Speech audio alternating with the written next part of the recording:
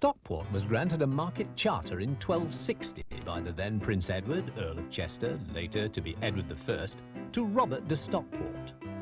The market became the centre of Stockport's vigorous retail, business and commercial life. This film is believed to have been shot in 1913, shortly before World War I.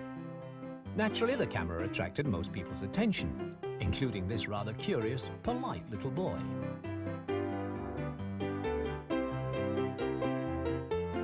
Where did you get that magnificent summer hat?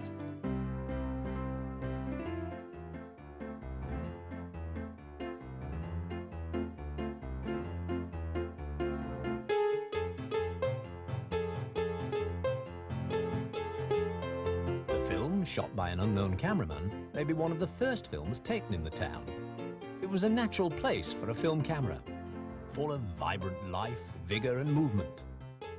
Apart from the people, the clothes, the street furniture and the range of goods on sale, it has not changed so much, and many of the buildings seen here still exist today.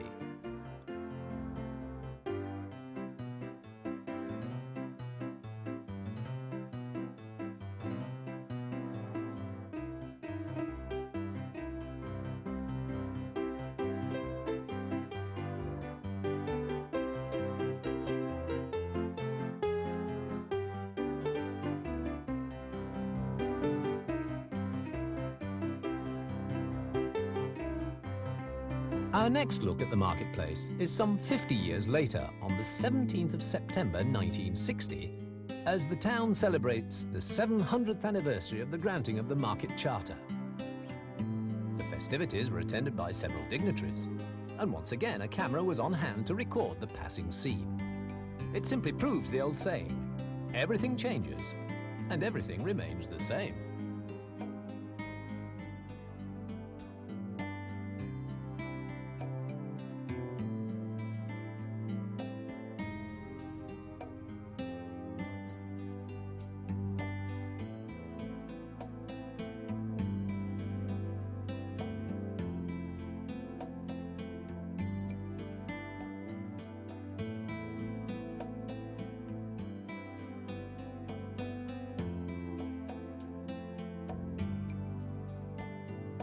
In spite of the development of Mersey-way, supermarkets and other changes in the retail trade, the market remained a popular part of the Stockport scene in the 60s and 70s.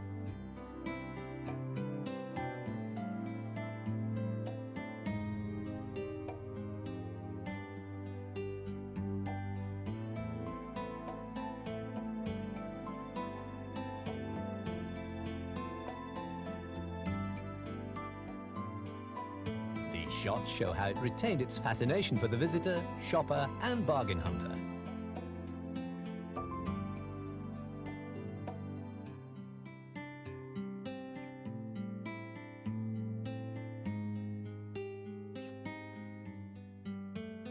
Today it still gives an identity and focus to the town.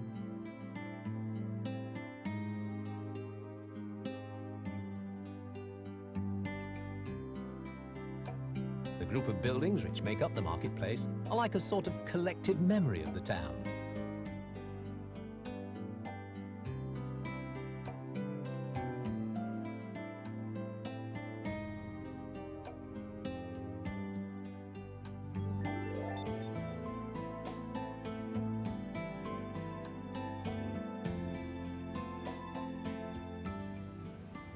Stockport has had its share of royal visits. And on the 21st of June 1977, Her Majesty the Queen and the Duke of Edinburgh visited Stockport as part of the Silver Jubilee celebrations.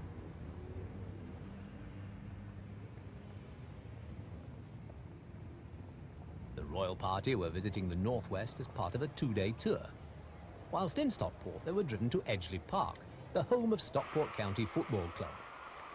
Here, the royal couple were treated to a school sports festival, where some 2,000 young people provided a dazzling demonstration of sporting activities. A quarter of a century earlier, on the 2nd of June 1953, the people of Stockport were given an opportunity to celebrate another royal event when Princess Elizabeth was crowned in Westminster Abbey.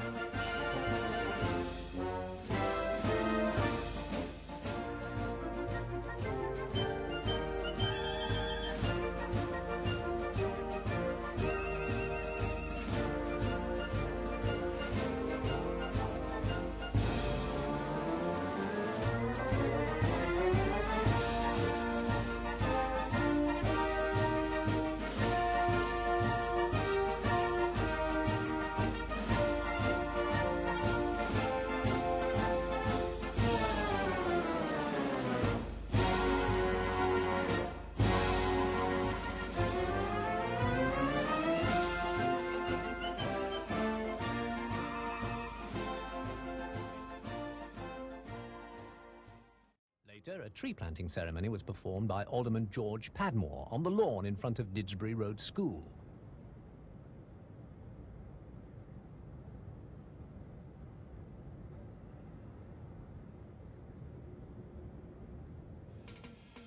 Stockport, like many other towns and cities throughout the country, had to begin to rebuild after World War II.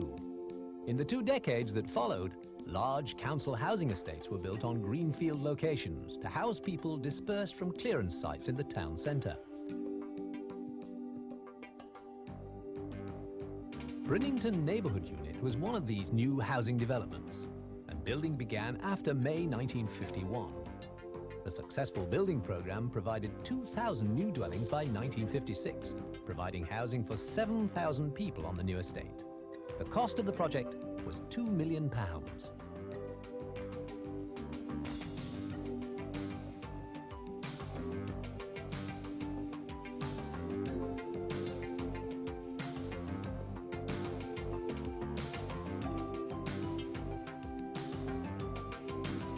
These shots show various town centre street scenes in the 60s.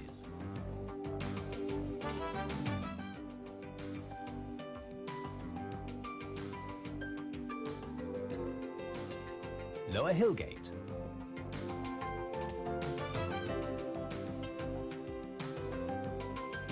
the road bridge to the marketplace from St. Peter's Gate,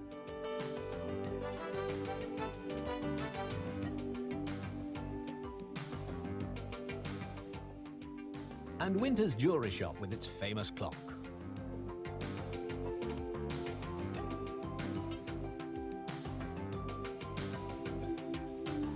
The development of the Mersey shopping precinct changed Stockport's town centre and for the first time united the two halves of a town which had been divided by the gorge of the River Mersey. From the start, it was an imaginative project and became a unique piece of civil engineering.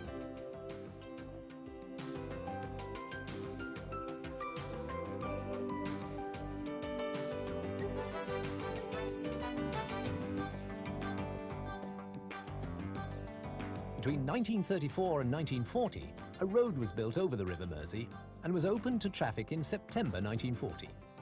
Between 1963 and 1970, a pedestrian-only shopping precinct was planned and built on and around this site. The original road was finally closed to vehicles on the 4th of January 1968.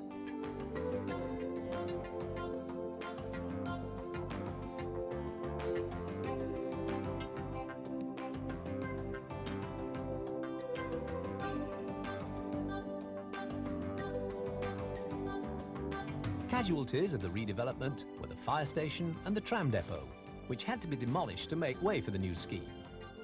In this piece of film, we can see the building works and the new shops which were to occupy the new precinct.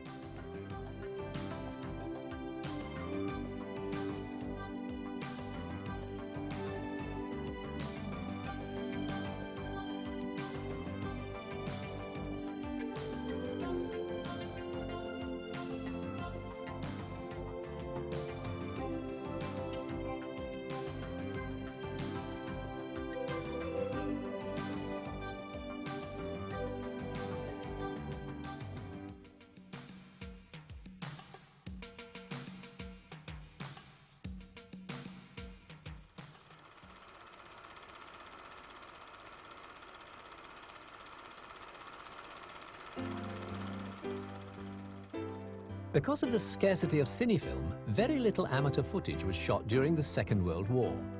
When film was available, it was also very expensive. So these unique shots of the local Home Guard, taken in 1941 by a 14-year-old enthusiast, are very precious indeed.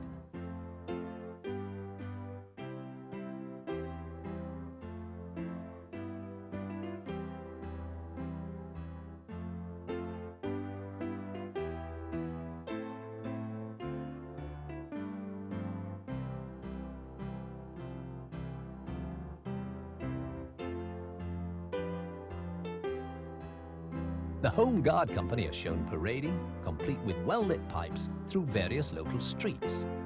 Exhibiting skills beyond his years, the cameraman managed to catch the many faces in the company, and perhaps you're able to identify some of them.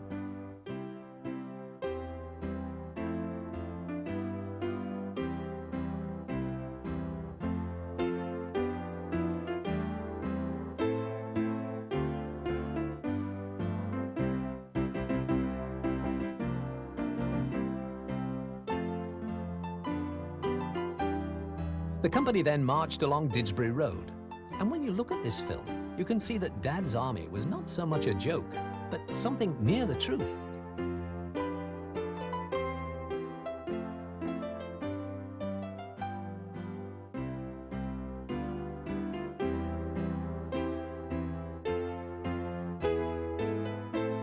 One event captured on film on a wet and cheerless day in November was an Armistice Day parade.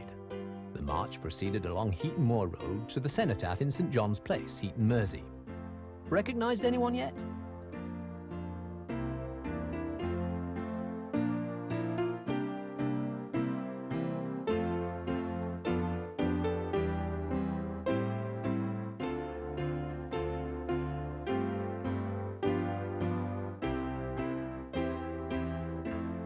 As the soldiers march by, you can see how people put tape over the windows.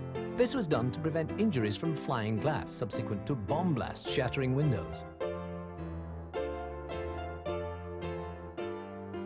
Leading the service was the rector, the Reverend T. Ellis Davies of St John's Church.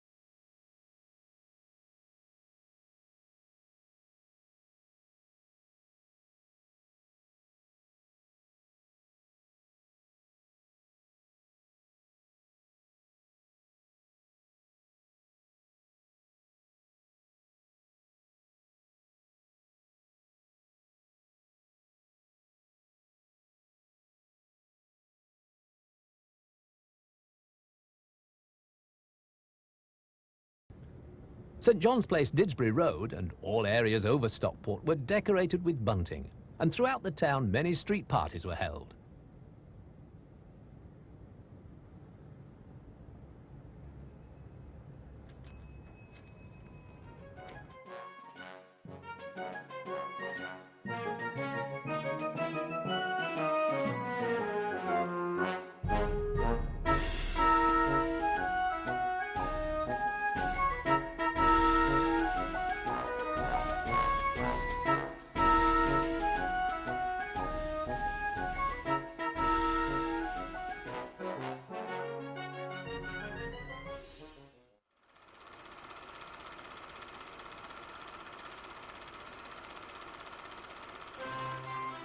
For 150 years, hats made in Stockport kept the cold, wind, sun and rain off people's heads all over the world.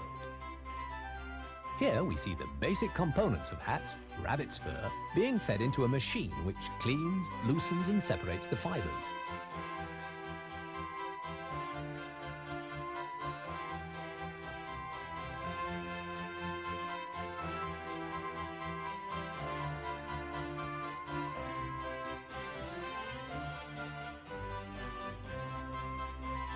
The amount for each hat is then weighed.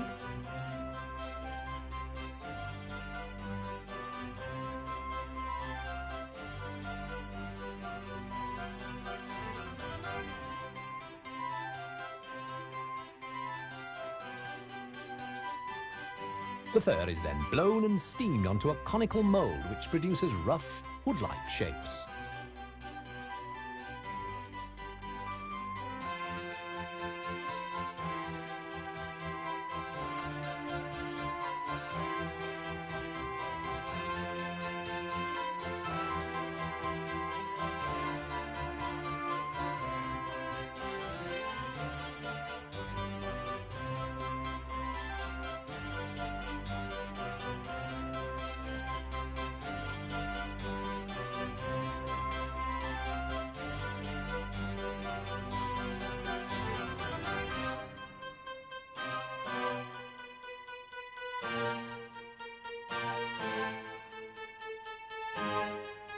Further down the production line, we can see that the hats begin to resemble their final form.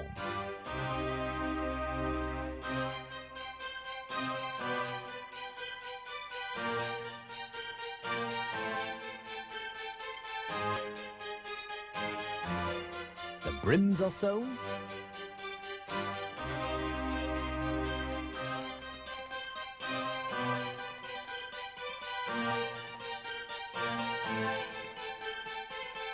The hat bands and inner leather lining are added.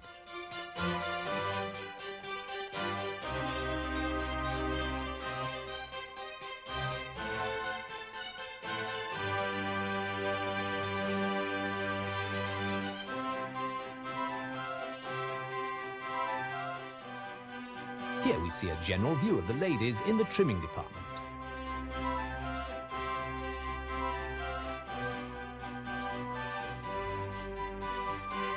Hat boxes were also made at the factory.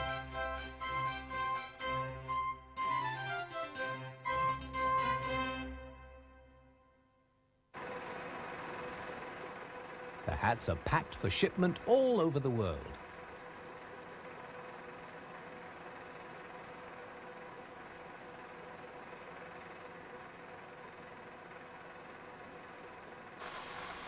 They even produced their own packaging.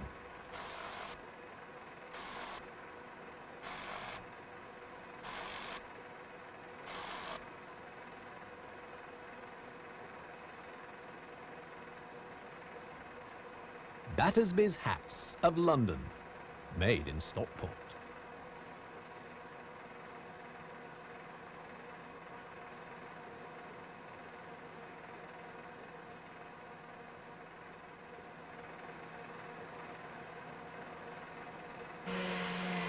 Nothing was left to chance.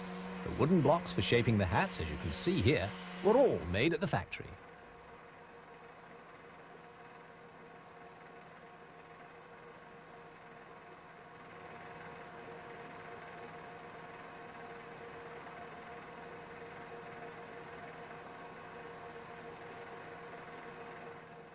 Finally, we see the workers leaving the factory and walking onto Hempshire Lane at the end of a hard day.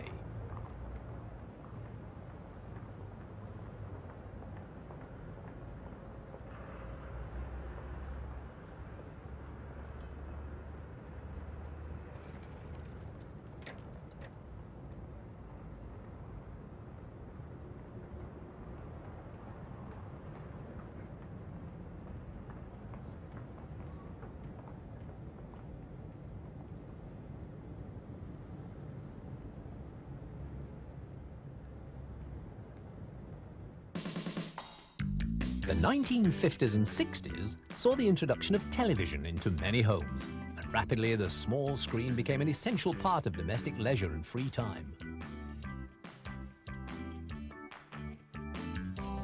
Occasionally the tube went. This was a major financial crisis for the family, costing around £20 to replace in the early 50s.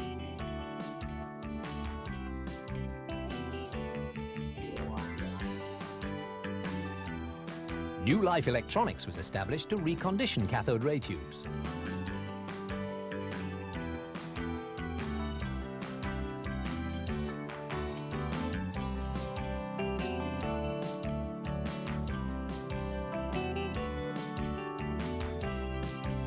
Here we see the phosphor screen being renewed.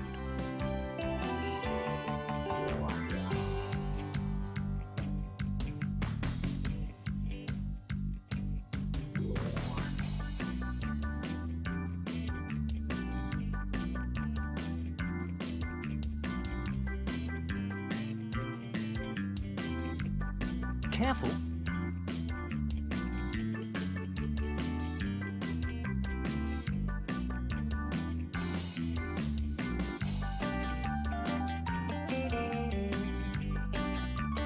The electron gun was replaced to give the tube a new lease of life.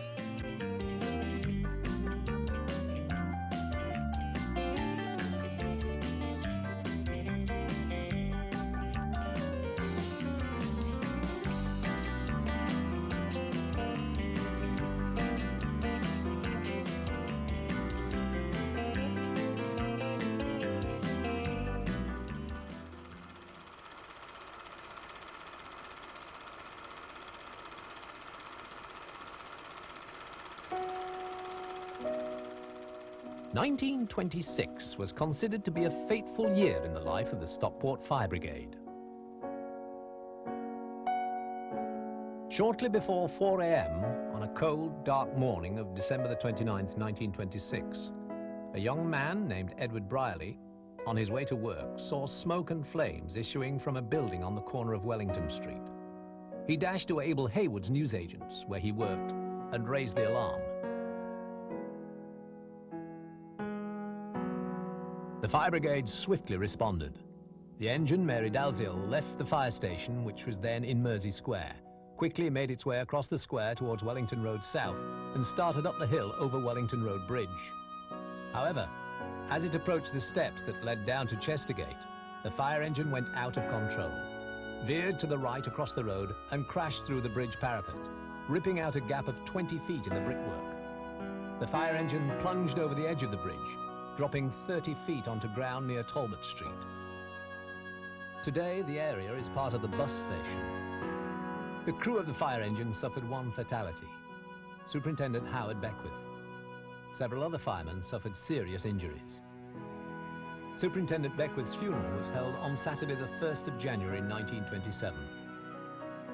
Mourning replaced New Year's Day celebrations. It seemed as if the whole population of Stockport had turned out to pay their respects.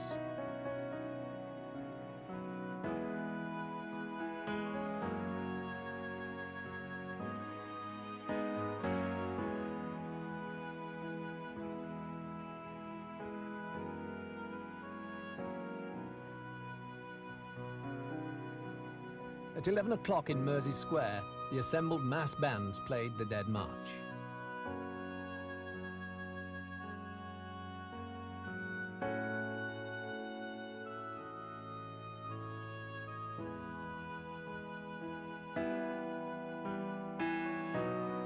The huge procession started at 11:15 and included 11 fire engines and crew, contingents from the Boy Scouts, St. John Ambulance Brigade, corporation officials, borough police, British Legion, and tramway employees. 20,000 people witnessed the procession as it started from Mersey Square, making its way down Wellington Road South, passing the scene of the fire, and along Buxton Road to St. George's Church, where the funeral service was held, then finally to the Stockport Borough Cemetery.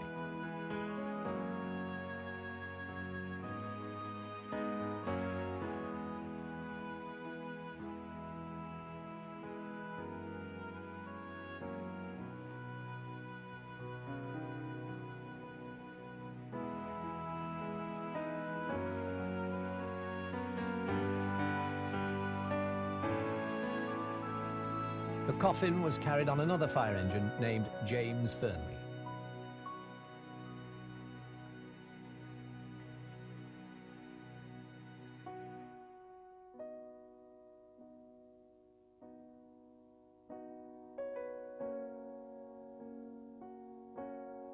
The procession included a number of carriages to take family mourners, and included in the number of vehicles making up the procession was the car carrying the mayor and his party.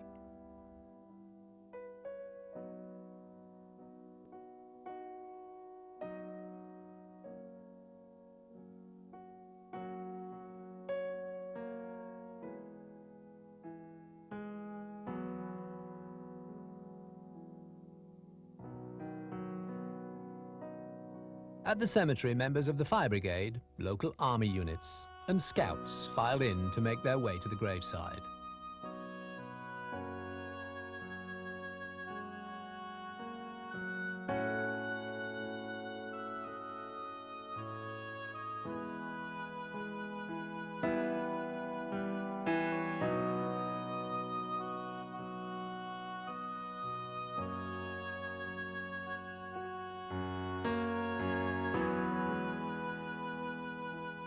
The coffin was finally brought to rest, shouldered in by firemen, and followed by a steady stream of mourners.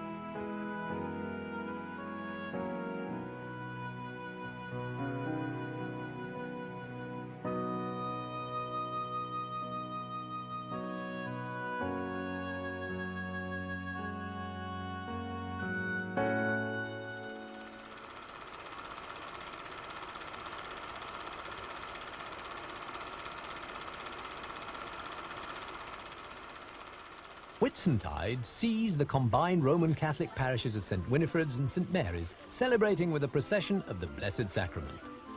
The procession took place in the grounds of St. Winifred's Convent High School in Didsbury Road and was usually well attended.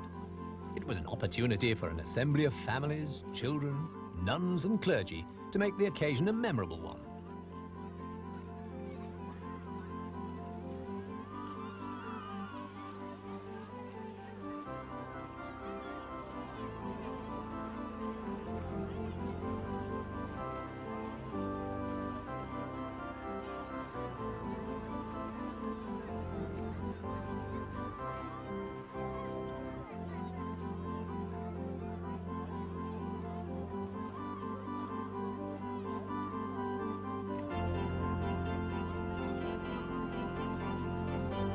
In this film, taken at Whitsuntide in 1941, there were several additions to the proceedings as soldiers from the 125th Anti-Tank Regiment, who were billeted on Heaton Moor Road, took the opportunity to join the procession and service.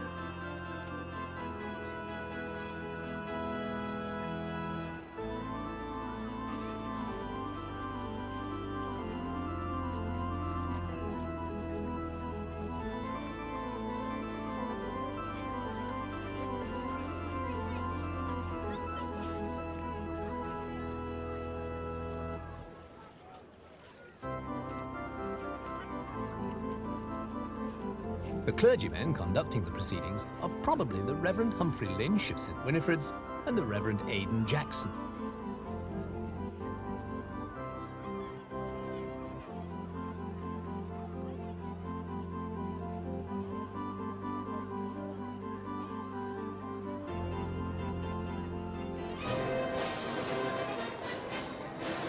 Stockport is no stranger to the carnival, and the first Stockport Carnival was held in 1896 in aid of the Lifeboat Institution. A year later, in 1897, a second one was held. The benefiting cause that year was either in aid of the infirmary or an Indian famine. Later Stockport carnivals continued the trend in supporting a worthy cause, and between 1901 and 1902, the funds raised by the carnival supported the South African War Relief Fund, whose support in the early years came from the cycle enthusiasts of the Stockport Wheelers Club and the bicycle trade.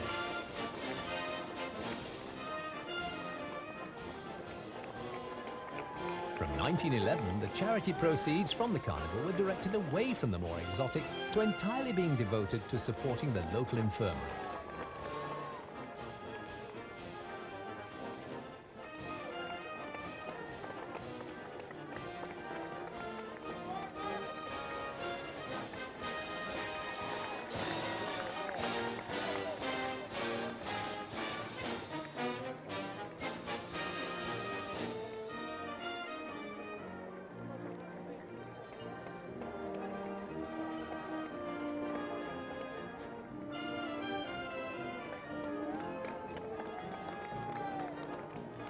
These carnivals, like the later ones shown here, were composed of processions of decorated floats, trade floats, and bands.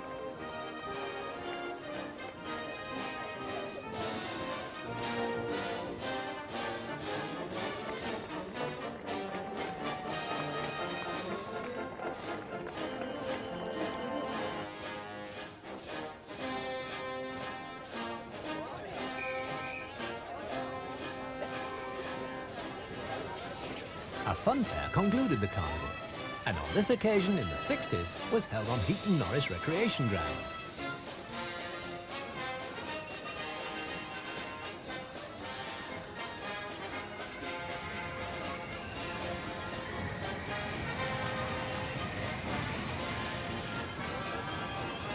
Naturally, there was a carnival queen.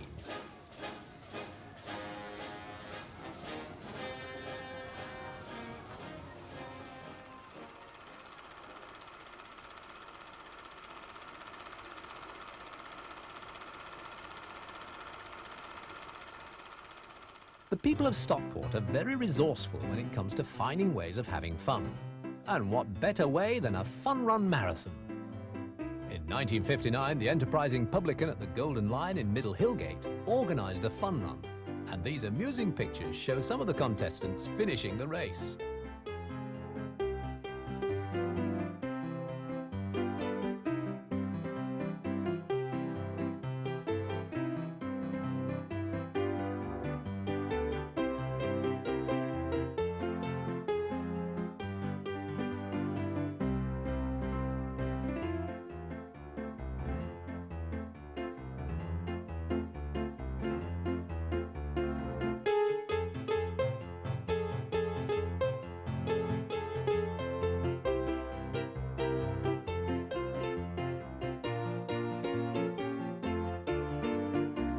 And free beer for the victor.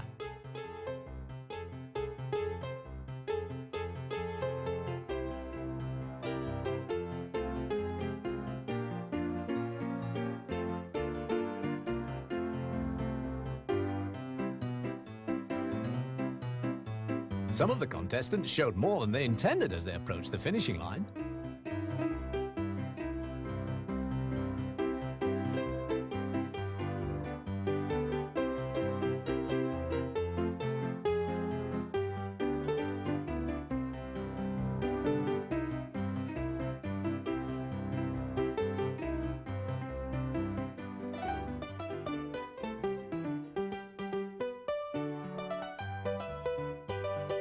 Didsbury Road Junior School, affectionately known as DRJS, was completed and opened in 1951. The school was principally built to relieve overcrowding at the nearby Heaton Moor Council School.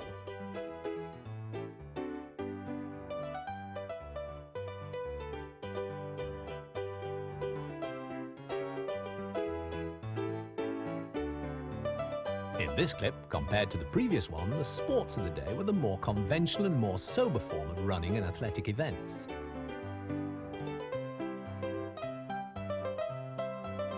Miss, sir, I won.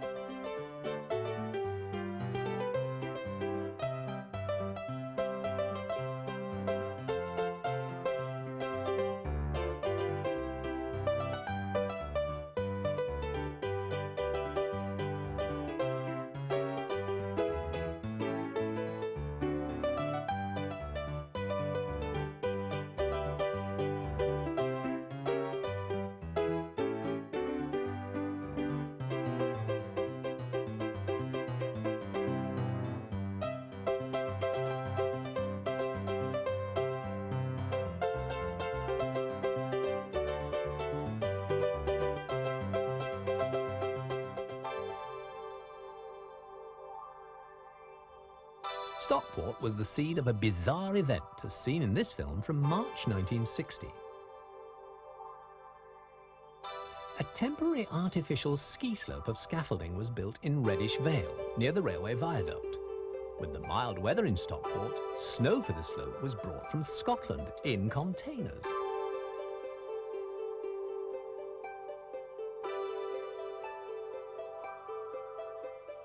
For 2 days, the ski slope was a crowd-pulling sensation as thousands of people flocked to Reddish Vale.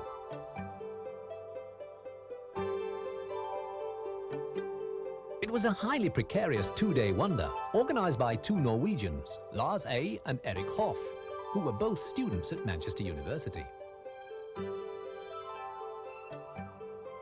Entertainment for the huge crowds was provided by a brass band, and visitor needs were provided for by a catering van in attendance. Such was the attraction, many Olympic standard skiers came to Manchester from Norway to take part in the competition staged on the ski slopes.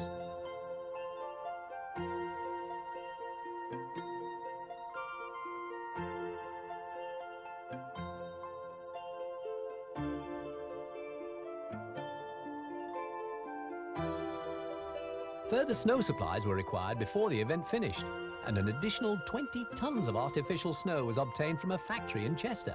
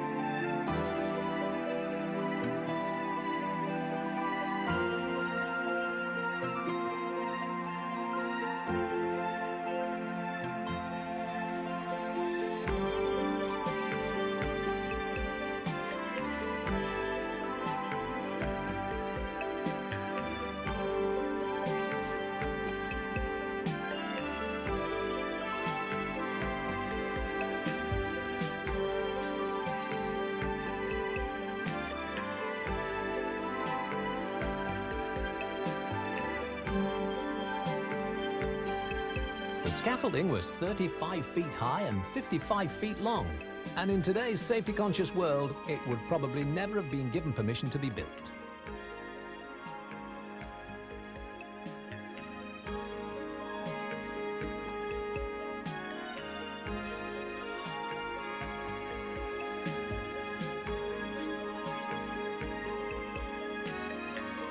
Whoops! I left my stomach at the top. Admission to the site was 2 and sixpence, and no less than 16,000 people were reported as visitors. If this film didn't exist, it would be difficult to believe that there was ever a ski run in Reddish. However, it is true, and was probably the forerunner of the many ski slopes now seen in this country.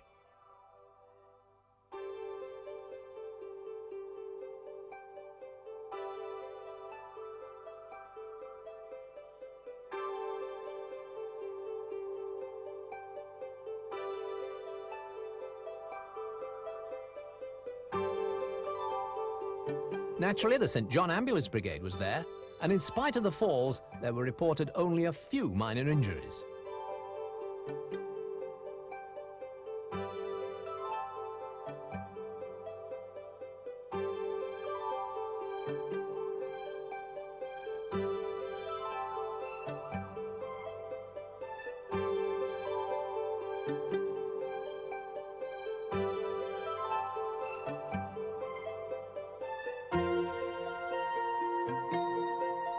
Some took it seriously, and some not so seriously.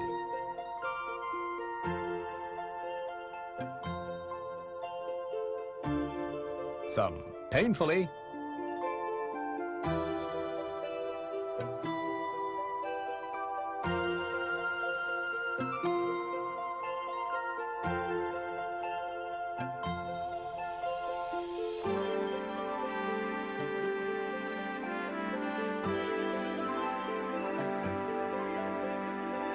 and some didn't make it at all.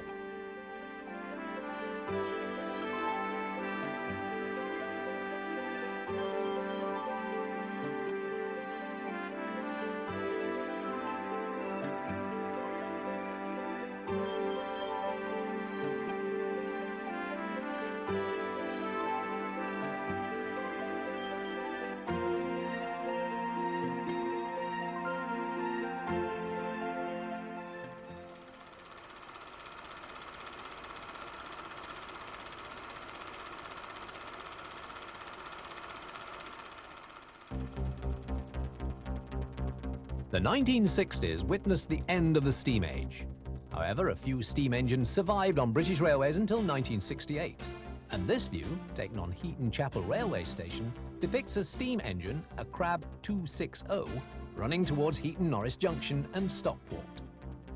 These steam and coal monsters, which had reigned supreme over Britain's railway system for over 150 years, were replaced by diesel locomotives, diesel rail cars, and electrical multiple units. These shots clearly show the changing face of Britain's railway system. This fascinating shot of the cab of a diesel rail car was taken when the unit was travelling on the Buxton line. I'll bet the driver thought that it was much easier than shoveling coal into the firebox of a steam engine.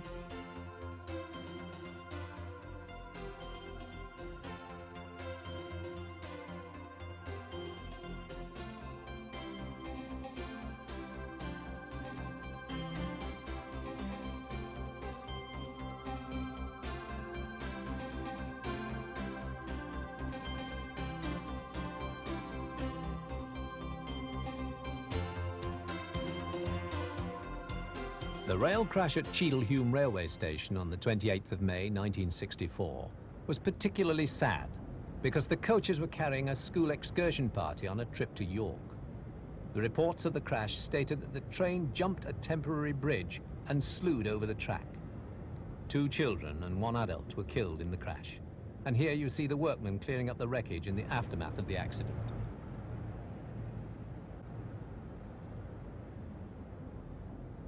Although Stockport locomotive sheds were closed forever to steam engines in 1968, the occasional steam engine on a rail tour visited the town. One of these was the celebrated LNER 4472 Flying Scotsman on Sunday the 17th of March 1968. In the 1960s, people were less inclined to wait for the train when motor cars were easily available. And like this man on the platform, the population went in ever-increasing numbers to their local car showroom and bought a new mode of transport.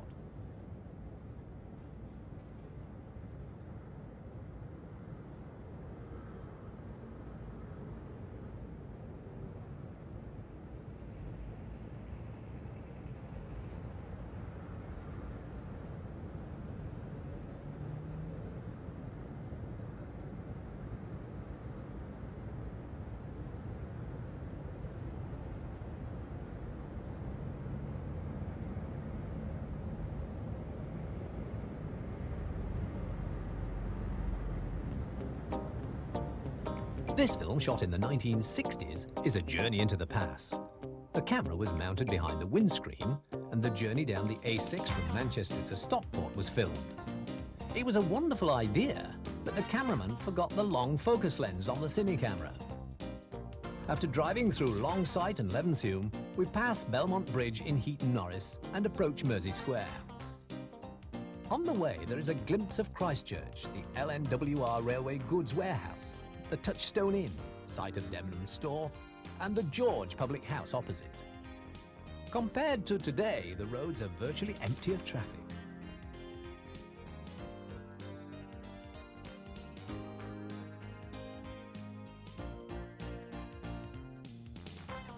At the town hall, the driver turns left into Edward Street, past the nearly completed Ponsonby House, and drives towards Hillgate.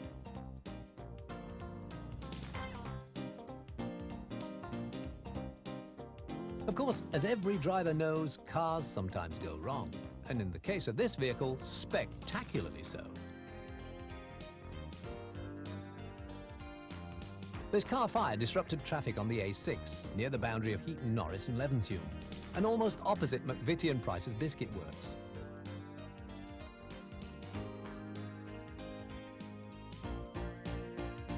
On this occasion, Stockport Fire Brigade came to the rescue.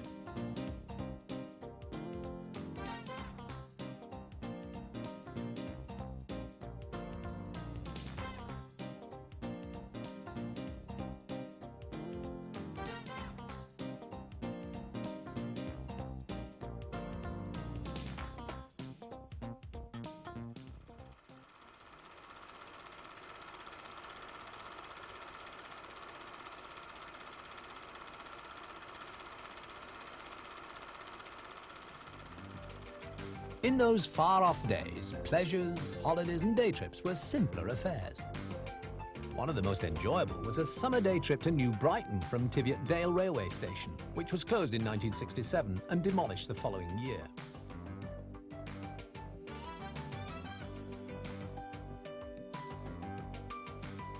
For 7 shillings and 10pence, that's 39p, the day ticket included the return fare to Liverpool and the ferry crossing from Liverpool landing stage.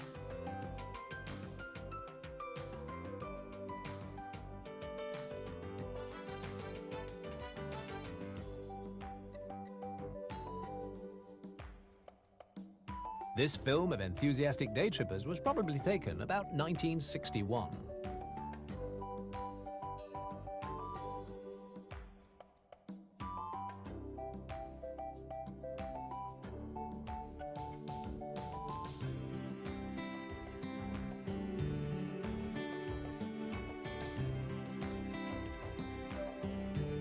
Nearer to Stockport, and only a bus ticket away, was Bellevue. Now for a peaceful time rowing on the boating lake.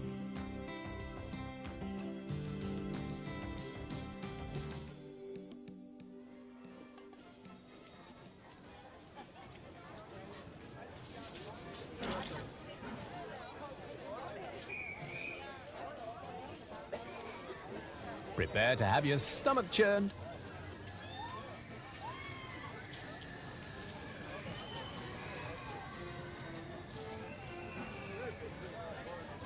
This is better, a ride on a traditional roundabout with rocking horses.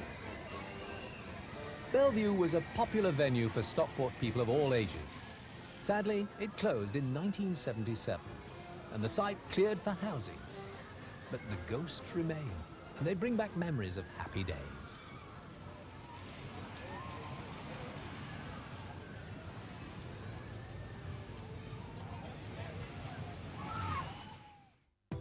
Marks and Spencer was one of the chain stores that moved into the new Mersey-way. And during the winter of 1959-60, the store organized a fashion show in the large hall at the town hall.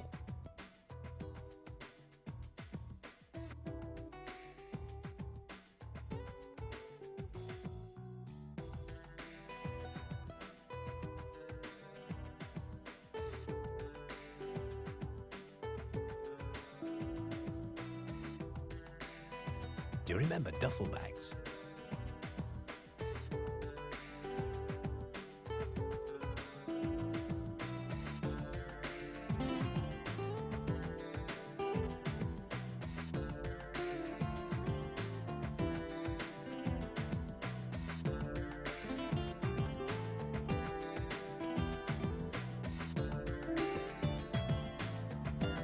In this film, you're given an idea of what the well-dressed woman was wearing in Stockport during the early 1960s.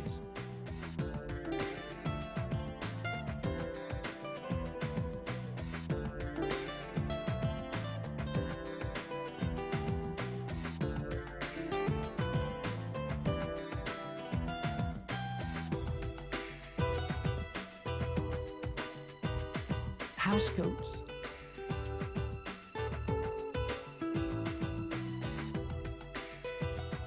and baby doll nighties.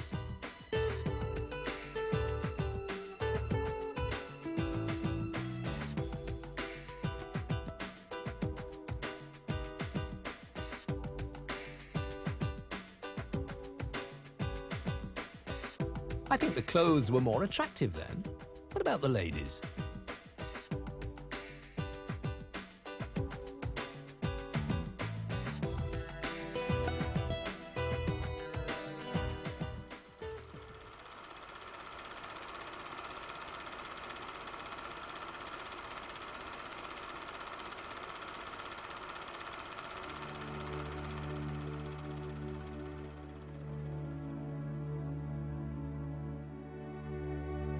Stockport has witnessed many highs and lows, but perhaps the greatest disaster occurred on Sunday the 4th of June 1967 at 9:09 a.m. British Summer Time, when a British Midland DC-4 Argonaut GALHG crashed into Hope's car opposite Yates's garage and near the junction with Waterloo Road.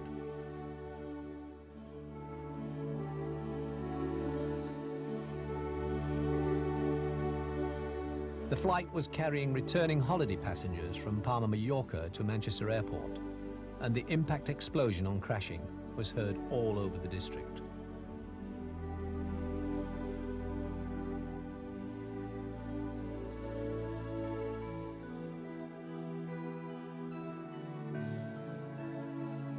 Shortly after impact, the wreckage caught fire, resulting in 69 people dead and 10 surviving with varying degrees of injury.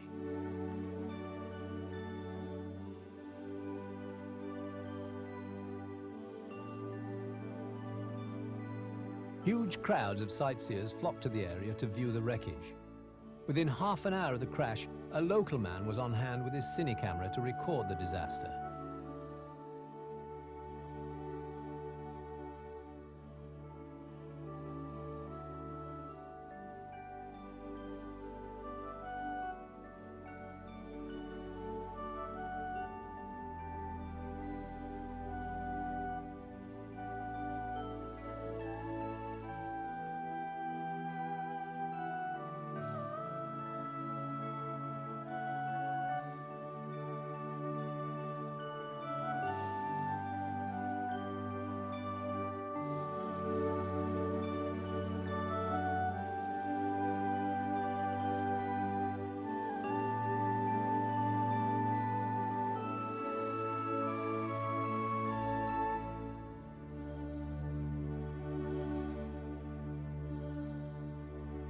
Huge crowds turned out for another spectacular event, but this one was both safe and advertised well in advance.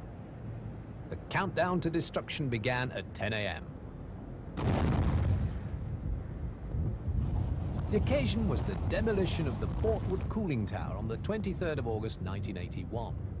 The tower was 265 feet high and was constructed from 3,000 tons of concrete. It was built in 1943, but had been disused since 1976 when Stockport Power Station had closed down.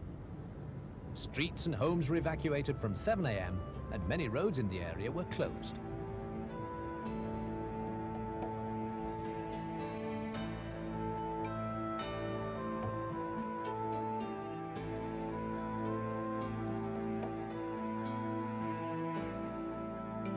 How are the mighty fallen?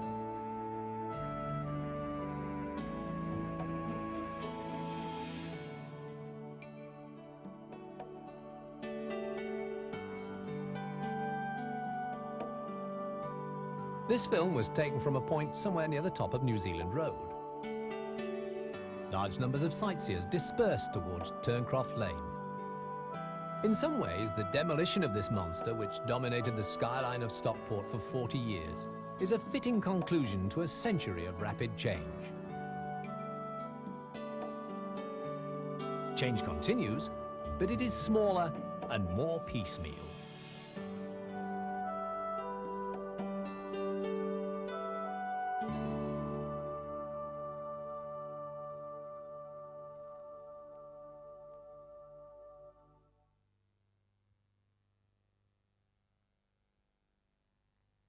Bygone Stockport was brought to you in conjunction with Stainbusters, the world's leading deep-down dry cleaning system for carpets, curtains, upholstery, leather and mattresses for both domestic and commercial customers.